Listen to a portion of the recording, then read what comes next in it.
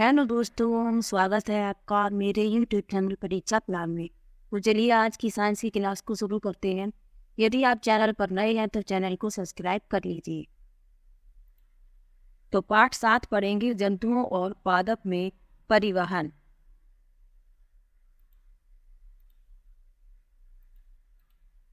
लिखा है, आप जानते हैं कि सभी जीवों को जीवित रहने के लिए भोजन, जल और ऑक्सीजन की आवश्यकता होती है।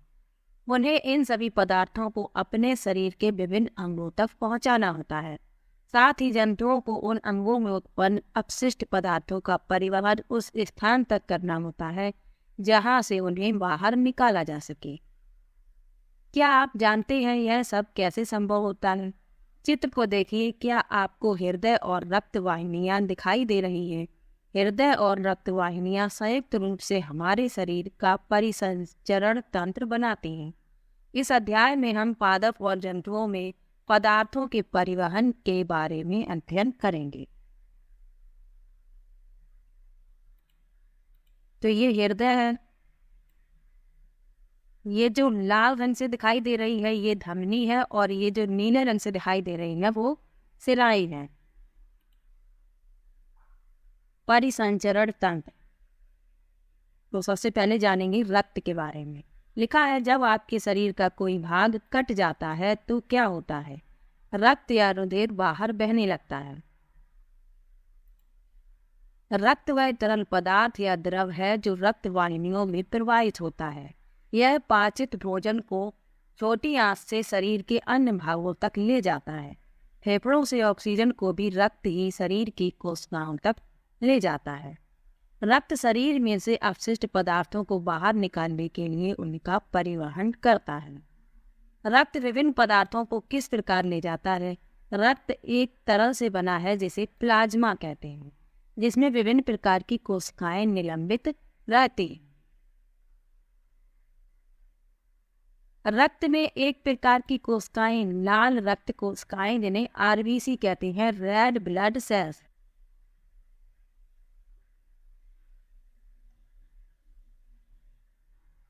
जिनमें लाल वर्णक होता है जिसे हीमोग्लोबिन कहते हैं। हीमोग्लोबिन ऑक्सीजन को अपने साथ संयुक्त करके शरीर के सभी अंगों में और अंततः सभी कोशिकाओं तक परिवहन करता है। हीमोग्लोबिन की कमी होने पर शरीर की सभी कोशिकाओं को कुशलतापूर्वक ऑक्सीजन प्रदान करना कठिन हो जाता है। हीमोग्लोबिन की उपस्थिति के कारण ही रक्त का रंग लाल होता है। तो रक्त का रंग हीमोग्लोबिन की उपस्थिति के कारण लाल होता है, इसको याद रखिएगा। और जो लाल रक्त कोशिकाएं होती हैं, इनमें एक लाल वर्णक होता है जिसे ही हीमोग्लोबिन कहा जाता है। आगे लिखा है, रक्त में अन्य प्रकार की कोशिकाएं भी होती हैं जिन्हें श्वेत रक्त कोशिकाएं WBC व्हाइट ब्लड सेल्स कहते हैं। ये कोशिकाएं उन रोगाणुओं को नष्ट करती हैं जो हमारे शरीर में प्रवेश कर जाते हैं। आगे लिखा है, बूझो खेलते समय गिर गया और उसके घुटने में चोट लग गई। कटे हुए स्थान से रक्त बहने लगा। कुछ समय बाद उसने देखा कि रक्त बहना अपने आप रुक गया। कटने के स्थान पर गहरे लाल रंग का एक थक्का जम गया। यह देखकर बूझो कुछ परेशान हो गया। रक्त का थक्का बन जाना उसमें एक अन्य प्रकार की कोशिकाओं की उपस्थिति के कारण होता है जिन्हें पट्टिकारण प्लेटलेट्स कहते हैं। तो रक्त में आरबीसी होती है, WBC होती है। आरबीसी मतलब red blood cells, WBC white blood cells, plasma और प्लेटलेट। तो इनसे मिलकर रक्त बनता है। आगे का है रक्त वाहिनियां। शरीर में विभिन्न प्रकार की रक्त वाहिनियां होती हैं जो रक्त को शरीर में एक स्थान से दूसरे स्थान तक ले जाती हैं। आप जानते हैं कि अंतः श्वसन के समय ऑक्सीजन की ताज़ा आपूर्ति फेफड़ों को भर देती है। रक्त इस ऑक्सीजन का परिवहन शरीर के अन्य भागों में करता है। साथ ही रक्त कोशिकाओं से कार्बन डाइऑक्साइड सहित अन्य अपशिष्ट पदार्थों को ले जाता है। इस रक्त को वापस हृदय में लाया जाता है, जहां से यह फेफड़ों में जाता है। फेफड़ों से कार्बन डाइऑक्साइड बाहर निकाल दी जाती है, जैसा कि आपने अध्याय 6 में पढ़ा है। इस प्रकार शरीर में 2 प्रकार की रक्त वाहिनियां पाई जाती है, धमनी और सिरा।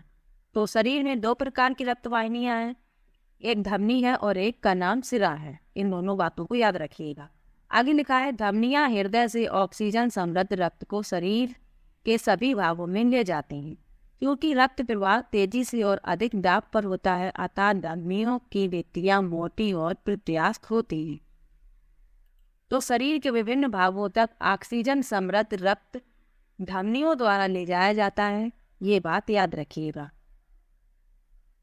अब एक क्रियाकलाप लिखा है, इसको भी पढ़ लेते हैं। लिखा है, अपने दाहिने हाथ की मध्य और तर्जनी अंगुली को अपनी बाएं कलाई के भीतरी भाग पर रखिए। क्या आपको कोई स्पंदन, गति, धप धप महसूस होती है?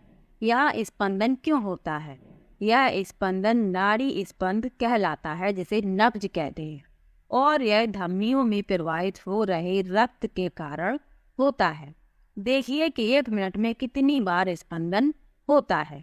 तो इस प्रकार से आपको देखना है नाड़ी स्पंदन को, जिसे नब्ज भी कहते हैं।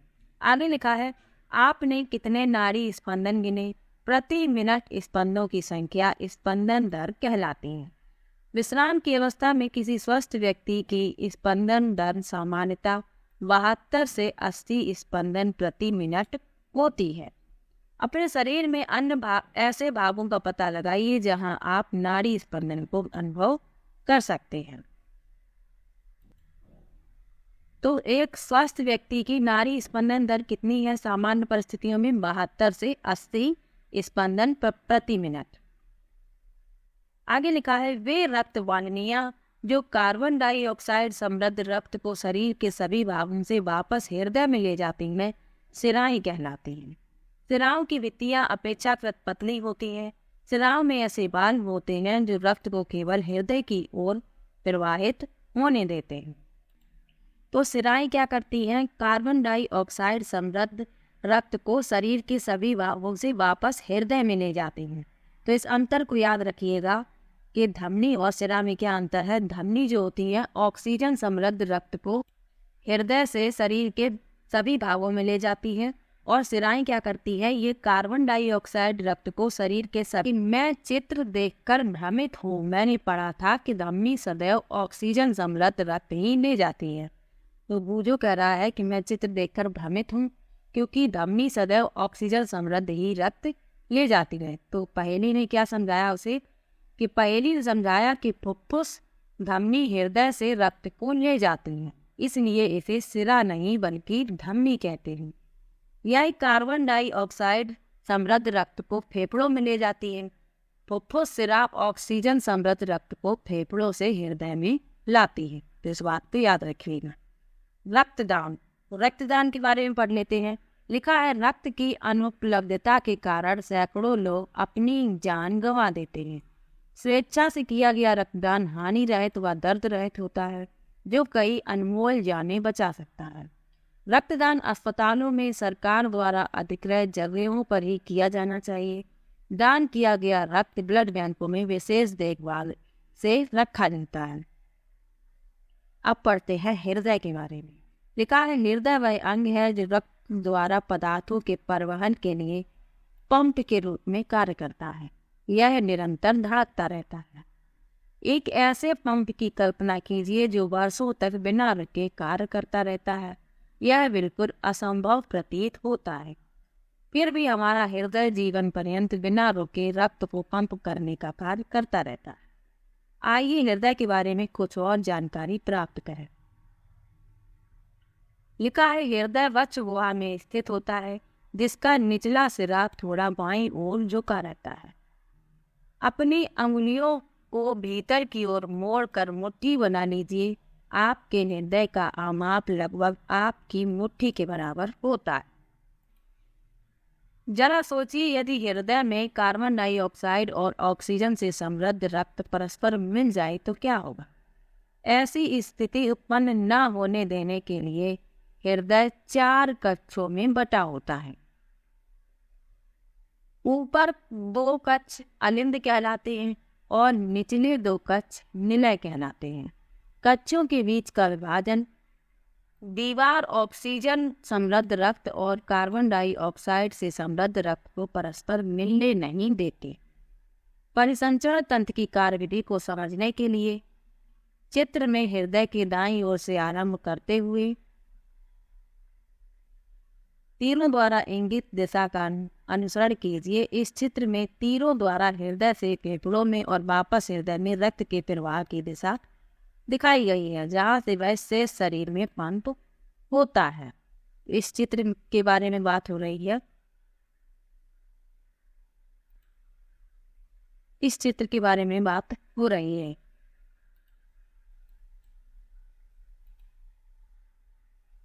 यहाँ देख लीजिए इस चित्र को, यह मानव हृदय का चित्र है। ये है महाशिरा, ये महाधमनी, ये फुफ्फुस धमनी है और ये है फुफ्फुस शिरा।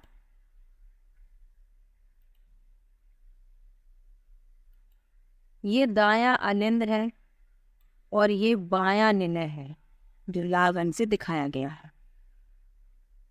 ये विभाजन है कक्षों के बीच की विभाजन दीवार। ये दायां निलय है और ये बायां अलिंद।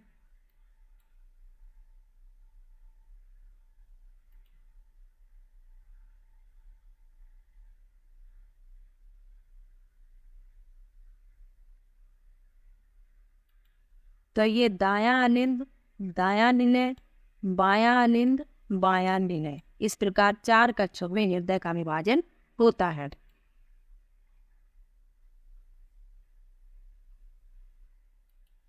हृदय स्पंद। हृदय स्पंद, तो हृदय स्पंद के बारे में पढ़ लेते हैं। लिखा है, हृदय के कक्ष की भित्तियां पेशियों की बनी होती हैं। ये पेशियां लयबद्ध रूप से संकुचन और विश्रांति करती हैं। यह लयबद्ध संकुचन और उसके बाद होने वाली लयबद्ध विश्रांति दोनों मिलकर हृदय स्पंद, हार्ट बीट कहलाता है।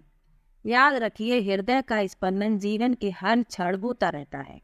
यदि आप अपने वक्ष की बाईं तरफ हाथ रखें तो अपने हृदय स्पंदन को महसूस कर सकते हैं।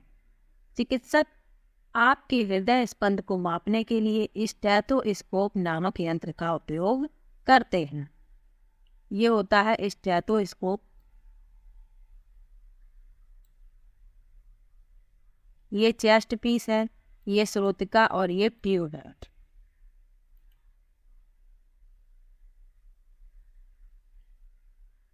आगे लिखा है, चिकित्सक स्टेथोस्कोप का उपयोग हृदय स्पंदन की ध्वनि को आवर्धित करने की युक्ति के रूप में करते हैं। स्टेथोस्कोप के एक सिरे पर एक चेस्ट पीस लगा होता है, जिसमें एक संवेदनशील डायाफ्राम होता है। दूसरे सिरे पर 2 ईयर पीस लगे होते हैं, जो एक नली द्वारा चेस्ट पीस से जुड़े रहते हैं। चिकित्सक स्टेथोस्कोप का चेस्ट पीस आपके हृदय के स्थान पर रखकर श्रोतिकाओं से स्पंदनों की ध्वनि का अध्ययन करते हैं, जिससे उन्हें आपके हृदय की स्थिति का आकलन करने में सहायता मिलती है।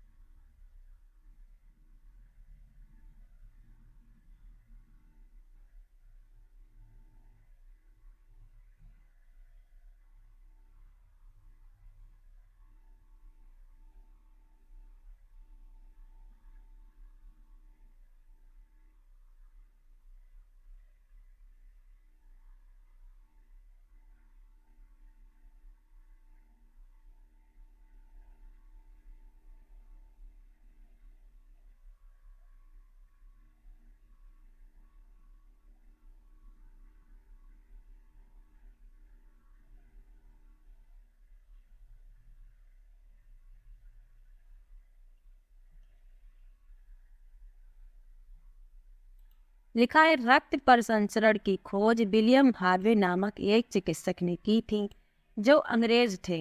उन दिनों यह मान्यता थी कि रक्त शरीर की वाहिनियों में दोलन करता है। इस मत के लिए हार्वे का उपहास किया गया और उन्हें परिसंचारी कहा जाता था। उनके अधिकांश रोगियों ने उनसे उपचार कराना बंद कर दिया। तथापि हार्वे की मृत्यु से पहले परिसंचरण के बारे में उनके विचार को जीव विज्ञानी तथ्य के रूप में मान्यता मिल गई थी। तो प्रश्न पूछा जाता है कि रक्त परिसंचरण की खोज किसने की? तो विलियम हार्वे ने की थी। आगे लिखा है, बूजो जानना चाहता है कि क्या स्पंज और हाइड्रा में भी रक्त होता है। स्पंजों और हाइड्रा जैसे जंतुओं में कोई परिसंचरण तंत्र नहीं पाया जाता है। जिस जल में वे रहते हैं वही उनके शरीर में प्रवेश करके उनके भोजन और ऑक्सीजन की आपूर्ति कर देता है। जब जल बाहर निकलता है तो वह अपने साथ कार्बन डाइऑक्साइड और अपशिष्ट पदार्थों को ले जाता है। अतः उन्हें परिसंचरण हेतु रक्त के समान तरल की आवश्यकता नहीं होती। आइए अब हम शरीर द्वारा कार्बन डाइऑक्साइड के अतिरिक्त अन्य अपशिष्ट पदार्थों की निकासी के विषय में अध्ययन करें। लिखा है, जंतुओं में उत्सर्जन। आपको याद होगा कि शरीर में अपशिष्ट पदार्थ के रूप में उत्पन्न कार्बन डाइऑक्साइड फेफड़ों द्वारा किस प्रकार उच्च श्वसन के द्वारा परिक्रम के दौरान शरीर से बाहर निकल जाती है। यह भी ध्यान रखिए कि अपाचित भोजन बहिक्षेपण प्रक्रम द्वारा मल के रूप में शरीर से बाहर निकाल दिया जाता है। आइए अब हम यह मालूम करें कि अन्य अपशिष्ट पदार्थ शरीर द्वारा कैसे बाहर निकाले जाते हैं। आपके मन में यह प्रश्न उठ सकता है कि आखिर ये अपशिष्ट पदार्थ आते कहाँ से। जब हमारी कोशिकाएं अपना कार्य करती हैं तो कुछ पदार्थ अपशिष्ट के रूप में निर्मुक्त होते हैं। अधिकांशतः ये पदार्थ विषाक्त होते हैं, इसलिए इन्हें शरीर से बाहर निकालने की आवश्यकता होती है। सजीवों द्वारा कोशिकाओं में निर्मित होने वाले अपशिष्ट पदार्थों को बाहर निकालने की प्रक्रिया को उत्सर्जन कहते हैं और उत्सर्जन में भाग लेने वाले सभी अंग मिलकर उत्सर्जन तंत्र बनाते हैं। तो अपशिष्ट पदार्थों को बाहर निकालने का प्रक्रिया उत्सर्जन कहलाता है और उत्सर्जन में जो अंग भाग लेते हैं वे सब मिलकर उत्सर्जन तंत्र का निर्माण करते हैं। अब लिखा है मानव उत्सर्जन तंत्र। तो चलिए पढ़ते हैं इसके बारे में। लिखा है, रक्त में उपस्थित अपशिष्ट पदार्थों को शरीर से बाहर निकाला जाना चाहिए। यह किस प्रकार होता है? इसके लिए रक्त को छानने की व्यवस्था की आवश्यकता होती है। यह व्यवस्था रक्त यानी गुर्दों में उपस्थित रक्त कोशिकाओं द्वारा उपलब्ध की जाती है। जब रक्त दोनों वृक्कों में पहुंचता है तो इसमें उपयोगी और हानिकारक दोनों ही प्रकार के पदार्थ होते हैं। उपयोगी पदार्थों को रक्त में पुनः अवशोषित कर लिया जाता है। जल में घुले हुए अपशिष्ट पदार्थ मूत्र के रूप में पृथक कर दिए जाते हैं। वृक्कों से मूत्र वाहिनियों से होता हुआ मूत्र मूत्राशय में जाता है। मूत्र वाहिनियां नली के आकार की होती हैं। मूत्राशय में मूत्र संचित होता रहता है। मूत्राशय से एक पेशी नली जुड़ी होती है जिसे मूत्र मार्ग कहते हैं। मूत्र मार्ग का दूसरा सिरा खुला होता है जिसे मूत्र रंध्र कहते हैं और जिससे मूत्र शरीर से बाहर निकाल दिया जाता है। वृक्क, मूत्र वाहिनियां, मूत्राशय और मूत्र मार्ग सम्मिलित रूप से उत्सर्जन तंत्र बनाते हैं। तो यहाँ इस चित्र में आप देख सकते हैं, ये है वृक्क, एक ये मूत्र वाहिनी है, ये मूत्राशय है, ये मूत्र मार्ग है।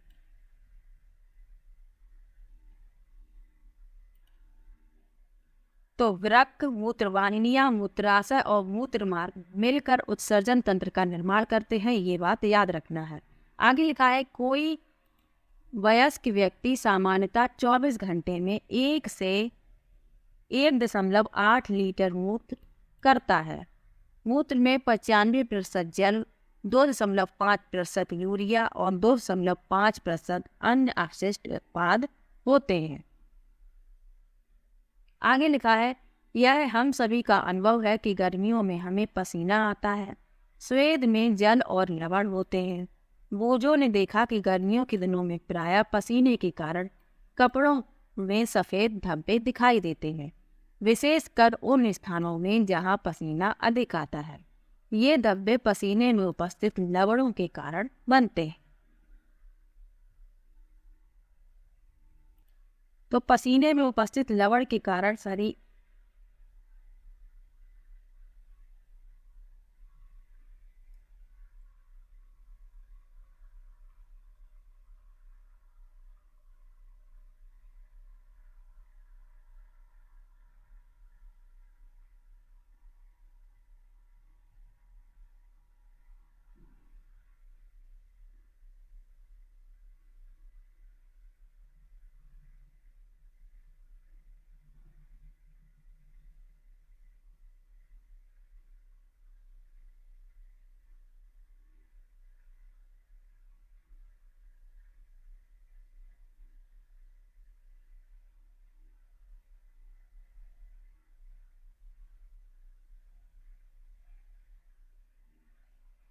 तो पसीने में उपस्थित लवण के कारण कपड़े पर सफेद कलर के धब्बे दिखाई देते हैं। आगे लिखा है, कभी कभी किसी व्यक्ति के वृक्क काम करना बंद कर देते हैं। ऐसा किसी संक्रमण अथवा चोट के कारण हो सकता है। वृक्क के अक्रिय हो जाने की स्थिति में रक्त में अपशिष्ट पदार्थों की मात्रा बढ़ जाती है। ऐसे व्यक्ति के अधिक दिनों तक जीवित रहने की संभावना कम हो जाती है। तथापि यदि कृत्रिम वृक्क द्वारा रक्त को नियमित रूप से छानकर उनमें से अपशिष्ट पदार्थों को हटा दिया जाए तो उसके जीवन काल में वृद्धि संभव है। इस रक्त के छानने की जो विधि है उसे अपोहन यानी डायलिसिस कहते हैं।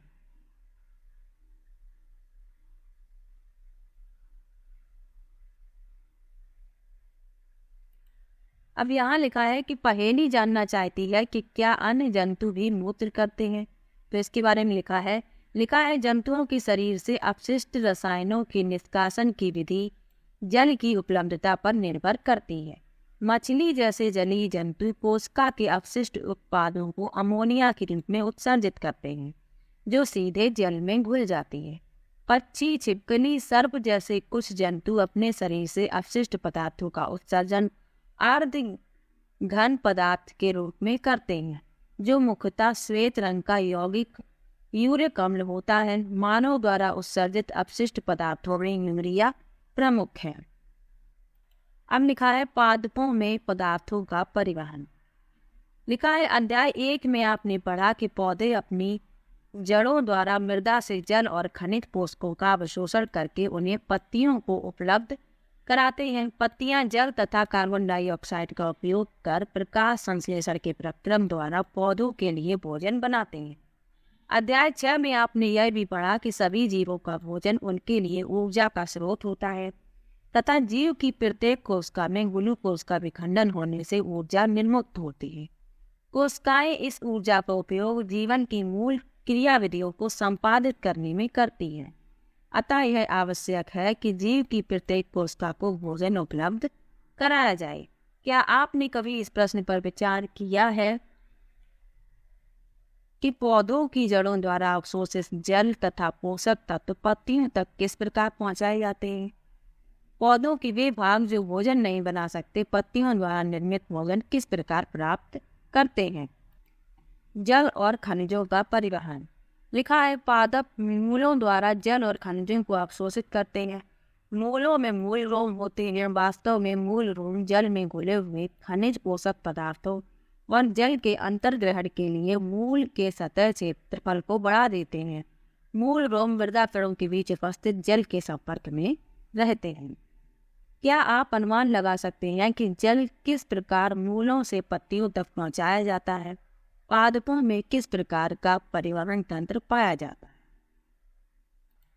बोझों का विचार है कि शायद पादपों के सभी भागों में जल के परिवहन के लिए पाइप बने होते हैं, जैसे कि हमारे घरों में जल की आपूर्ति के लिए हो। जी हाँ, बोझों सही है। पादपों में मृदा से जल और पोषक तत्वों के परिवहन के लिए पाइप जैसी वाहिकाएं होती हैं। वाहिकाएं विशेष कोशिकाओं की बनी होती हैं जो संवहन ऊतक बनाती हैं। ऊतक कोशिकाओं का वह समूह होता है जो किसी जीव में किसी कार्य विशेष को संपादित करता है। जल और पोषक तत्वों के परिवहन के लिए पादपों में जो संवहन ऊतक होता है उसे जाइलम कहते हैं।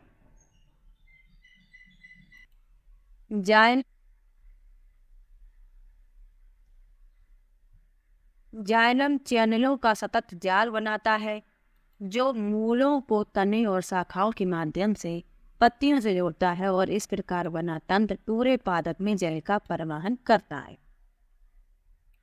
आगे लिखा है आप जानते हैं कि पत्तियां भोजन का संश्लेषण करती हैं।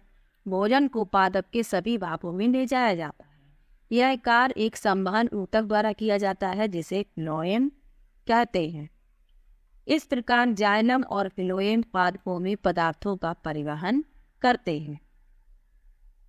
तो जाइलम और फ्लोएम जो है पादपों में पदार्थों का परिवहन करते हैं, इस बात को याद रखिएगा।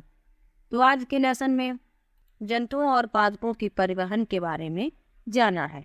तो आज का ये लेसन यहीं पर समाप्त होता है। यदि आप चैनल पर नए हैं तो चैनल को सब्सक्राइब कर लीजिए। मिलते हैं एक और नई वीडियो के साथ, तब तक के लिए बाय बाय।